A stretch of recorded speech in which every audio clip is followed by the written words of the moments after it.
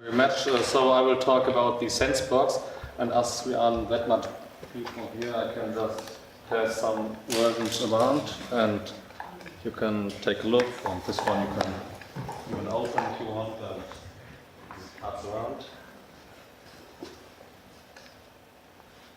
Okay, so what the Sensebox? The Sensebox is a DIY citizen science toolkit, and it's basically for environmental measurements.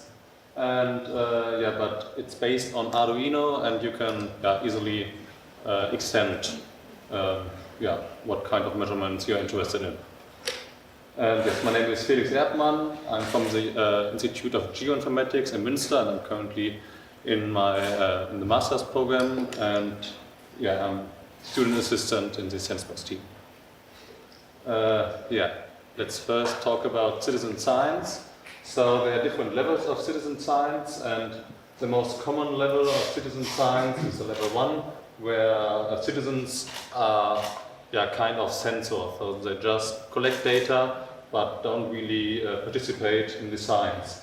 And with the Sensebox we want to go to a higher level so that citizens can access the data, work with the data, visualize it, and somehow do whatever they want to do with the data. And as you see, I just passed around some boxes, and we have mainly two versions of the Sensebox. So it's a Sensebox Edu, that's the green thing I passed around over there, and the Sensebox Home, that's currently over there with this glass, container, and there's currently an old image. And I just wanted to talk about the differences of these sensors. So the Sensebox Home, it's about environmental measurements, and it's easy to set up, so it's more or less like a plug-and-play toolkit, and it's mainly developed for citizen science, so you can just plug in your sensors, connect it to the internet, and then you can measure some phenomena and publish it to a website. Then there's the Sensebox Edu, the green thing, and that's mainly for educational purposes. So school kids with the age of 13, 14 can work with this box, and they can connect these sensors by themselves. They have to do the wiring by themselves and also the programming by themselves. So it's about learning how to code and learn how to take measurements. And last but not least, there's also the Open Sense Map. It's our data portal. It's a web application where all sense boxes can be published or can be connected to. And on a map, you can see each currently active sense box, and you can see its measurements. And all of our projects are open source, so the programs that are running on the sense boxes are open source, as well as the Open Sense Map, so the background API, as well as the front end, as well as the hardware we developed is open source. And here you can see one picture of the Sensebox Home, and that's currently an image from the Zugspitze in Germany, so the highest mountain in Germany. And there we wanted to test our sensors in the most extreme conditions we can imagine in Germany somehow. And the Sensebox Home is measuring temperature, humidity, air pressure, the illuminance, and the UV intensity. And but it can be extended, for example, with air quality, with water quality. So water quality is this gray big boy that is going around here. There's also an extension for cloud coverage. So in my bachelor thesis, I worked for a cloud coverage sensor on a really low-cost basis, and we want also work with traffic monitoring. And this is what's included in the Sensebox.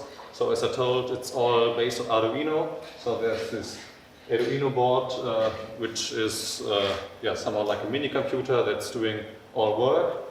Then there are these 4 sensors which measure the temperature, humidity, the barometric pressure, the light and UV intensity. And you can, with the Sensebox Home, easily connect them via cables with plug and play to your to the Arduino. And this Arduino is based on some shield technology, so you can add multiple shields on top of the Arduino and extend it with whatever you want. And there's also this one here that's an Ethernet shield, so you can plug in an Ethernet cable and connect it to the internet.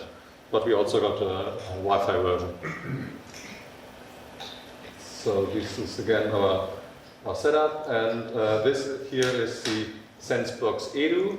So it has somehow the same sensors included, but it's a different setup. So here you can see this Arduino, and here there's a breadboard that you can easily connect all the sensors and the wires. And it's a little bit more difficult, but easy to learn, however. And there are several more sensors included, like the loudness or distance sensors, so that school kids can do their own setups and do some experiments depending on their interests. Yes, and there's this giant big box, and that is also back there, and there are 10 of these Sensebox Edus included. And with that boxes, we go to schools, and school kids can work with the sensors in pairs. So with one box, two pupils can work and develop their projects. And beside all these sensors, we got open educational resources. So there are some tutorials somehow how to connect the sensors, what you need to program, but also some background information. For example, how UV light is measured, and or how the distance sensors work. So we focus on interdisciplinary approach with the Sensebox. So there's on the one hand this programming aspect, so you have to code by your own. And there's also the geography aspect, so you can do environmental measurements. There's this mathematics, so you have to do some small formulas, for example, when you want to measure the distance based on ultrasonic signals, and also other science, for example, chemistry or physics. And last year we did a hackathon for one weekend, and basically for school kids, and they had to think about their own ideas and work on 2 days on their own project. And this group, for example, wanted to develop a smart street lamp that only goes on or turns on when there's a pedestrian moving near the street lamps. Otherwise, it will turn. And so there's also a little bit hardware work to do. So you have to solder, for example, sometimes small sensors, or here in the background you can't really see it, but there's a 3D printer. So it's for this prototyping approach. This 3D printing is very good to develop your projects.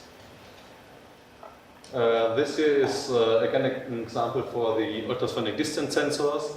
So on the street there are cars moving, and the ultrasonic distance sensor can count the amount of cars that moved there the last hour, for example. And then school kids could go to their principal and talk to him. There are that and that much cars going around, and so that maybe the top speed from 50 kilometers per hour could maybe then be reduced to 30 kilometers per hour near the school. We also do some higher measurements. So there's a weather balloon filled with helium that we started. And so the school kids could also see the difference of ground level measurements and some more higher level measurements. Yes, and that's an image of our Open Sense map to display all the data. So that's currently an old image, that's not that actual. So here on the top you can see the current registered Senseboxes, and currently it's over 400. And each green marker is a live Sensebox, is sending live data. And when you click on one, you can see the chart of the measurements. For example, here, if you in temperature, so at the day it's high, and when it's going to the night, it's colder, and then it's rises, and it goes down, and that's that you can see for all sensors.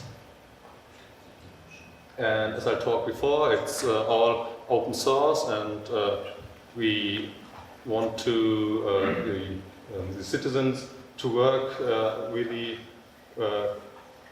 with the project, so that not only us develops the Sensebox, but also citizens can participate. And there's this Open SenseMap API, so that when you, for example, want to measure your environmental phenomena with a Raspberry Pi, you can easily publish your data on the Open SenseMap via this Open SenseMap API. So you are not restricted to our setup, you can use each setup you want. And so therefore there are some different sensors. So here's a fine dust sensor that someone deployed. There's the water height sensor for a small river that's going near Münster, or water temperature sensor of the Dortmund-Ems channel that's going near Münster. So these are some sense boxes or boxes that have been modified with different sensors that aren't in our setup. And as all our data are open source, there's also some projects that work with this data. So here, for example, it's a dashboard from development seed from Lisbon, and they took the data and published them in a more beautiful way. Here's one example of interpolation. So that's also an old image, so currently it's looking a little bit different, but you can just take one phenomena, for example temperature, and you can do an interpolation, and then you can see on the map the gradients of the temperature change, maybe in a city or about Germany.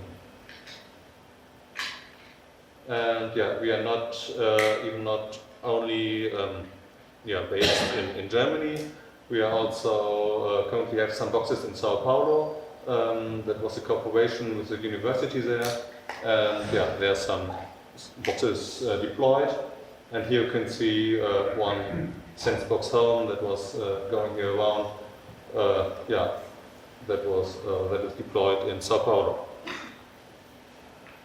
So the potentials of citizen science is its usability. So through this REST API, the data easily be used, and of course, when it's open, everyone can use it. So you don't need an activation key somehow, and also the coverage. So as I told, there's this UV sensor included, and the German weather service, Deutsche Wetterdienst.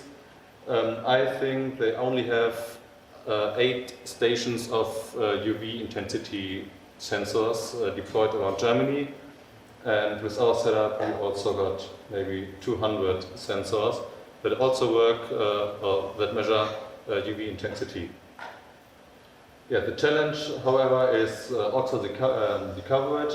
So you have to motivate the citizens to work with this data or to deploy bots. Also, a challenge is the data quality. So, for example, we have some fine dust sensors deployed, and my boss has one on his balcony. And when his girlfriend is going outside on the balcony and she's smoking a cigarette, the fine dust level goes really high, and that's some problem of the data quality. And also the visualization part, so we got this interpolation, but we think about more how to visualize this data. And in the last minutes I want to talk about a water quality sense box. So last month there was this grey box deployed in the Wattenmeer in Germany, in the Northern Sea. And that's an extension of the Sensebox, so it measures water temperature, the pH value, the turbidity. There's a flow sensor that detects how fast the water is going, a water conductivity sensor, and also we measure the direction of the water with an accelerometer that is also inside this box. And that's an image in the vat. And we had a bucket in the ground when there was currently the ebb, and when the water arrived, the box floated in the water. And here you can see some sensors. So this silver thing here, that's the water temperature sensor, and this one is the turbidity sensor. And that's a low-cost sensor that is mainly installed in washing machines, I think. So it measures the cleanness of the water, and when the water is not that clean, the washing machine still washes until the water is clean. And we took this sensor and used this for our project. And this one here is the flow sensor, and the water is going through that, and it measures the flow speed. And this is a picture of the box after 1 day, I think. So the problem was that the enclosure wasn't that tight, so some water came in, and therefore it only worked for 1 day. But until this day, the box measured some values. Some future work of the Sensebox. So we want to do some extensions, like the water or air quality setup, so that you can modify your Sensebox however you want. We need another enclosure for the water quality as well as the home box. On the Sensebox edu, there need some more open educational resources, so other example projects. And for our Open Sense Map, we want to have further statistical functionalities as well as user management. Thank you for your attention. Are there any questions?